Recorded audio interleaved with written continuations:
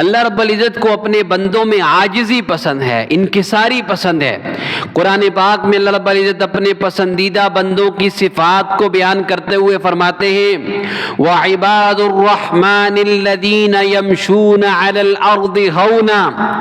اللہ کے بندے، رحمان کے بندے وہ کیسے ہوتے ہیں؟ الَّذِينَ يَمْشُونَ عَلَى الْأَرْضِ هَوْنًا،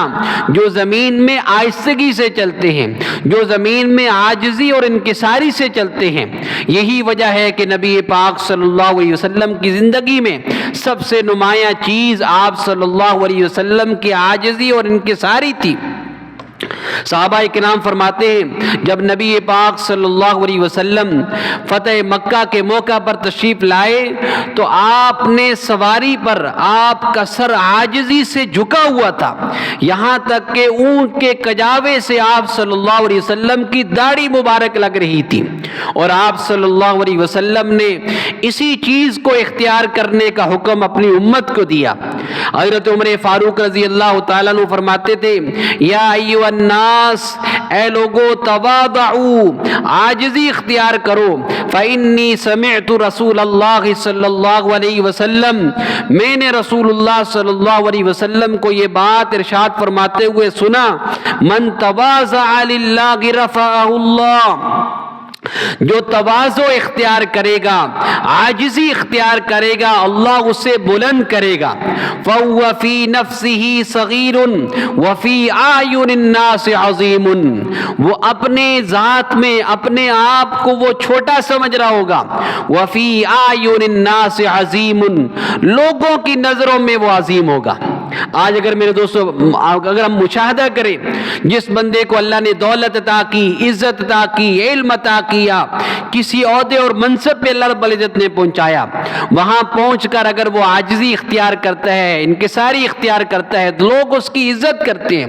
دل سے اس کی عزت کرتے ہیں کہ اتنا کچھ ہونے کے باوجود یہ بندہ کتنا عاجزی سے پیش آتا ہے، کتنی عاجزی سے گفتگو کرتا ہے۔ اور دوسری بات آپ نے ارشاد فرمائی وَمَن تَكَبَّرَ وَضَعَهُ اللَّهُ،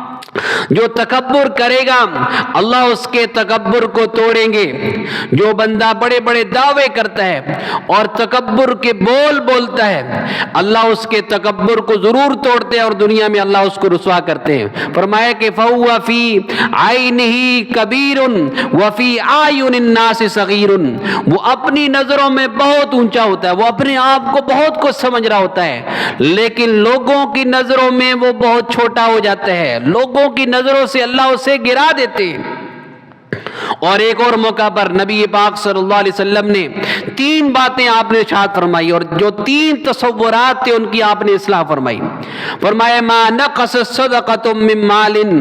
صدقہ سے مال میں کمی واقع نہیں ہوتی۔ ہم کیا کہتے ہیں، ہم کیا سمجھتے ہیں کہ جو بندہ اللہ کی راہ میں دے گا اس کی وجہ سے اس کے مال میں کمی آ جائے گی۔ حضور فرماتے ہیں کہ صدقے سے مال میں کمی نہیں آتی۔ یہی بات اللہ رب العزت قرآن پاک میں فرماتے ہیں یمحق اللہ الربا ویربی الصدقات، اللہ سود کو گھٹاتا ہے اور صدقات کو اللہ رب العزت بڑھاتے ہیں۔ ہماری نظر کیا دیکھتی ہے کہ سود کی وجہ سے مال میں اضافہ ہوتا ہے، اللہ فرماتے ہیں مال میں کمی آتی ہے، اور ہم یہ کہتے ہیں کہ صدقہ کی وجہ سے مال میں کمی آتی ہے۔ اللہ اور اللہ کے رسول فرماتے ہیں کہ صدقات سے مال میں اضافہ ہوتا ہے۔ اور دوسری بات آپ نے ارشاد فرمائی کہ وَمَا زَادَ اللَّهُ عَبْدًا بِعَفٍ إِلَّا عِزًّا، معاف کرنے سے، درگزر کرنے سے بندے کی عزت میں اضافہ ہوتا ہے۔ ہم کیا دیکھتے ہیں، ہم یہ سمجھتے ہیں کہ اگر کوئی بندہ کسی کو معاف کر دے لوگ کہیں گے یہ بڑا کم ہمت ہے، یہ بزدل ہے، یہ ڈر گیا، وہ بے عزت ہو جائے گا۔ نبی پاک صلی اللہ علیہ وسلم فرماتے ہیں معاف کرنے سے عزت میں اضافہ ہوگا۔ اور تیسرا تصور کہ کوئی بندہ عاجزی اختیار کرے، انکساری اختیار کرے، انکساری سے پیش آئے تو شاید وہ معاشرے میں اس کا وہ مقام نہ رہے، اس کی شاید وہ حیثیت نہ رہے۔ نبی پاک صلی اللہ علیہ وسلم فرماتے ہیں وَمَا تَوَاضَعَ أَحَدٌ لِلَّهِ إِلَّا رَفَعَهُ اللَّهُ، جو اللہ کے لیے تواضع اختیار کرے گا،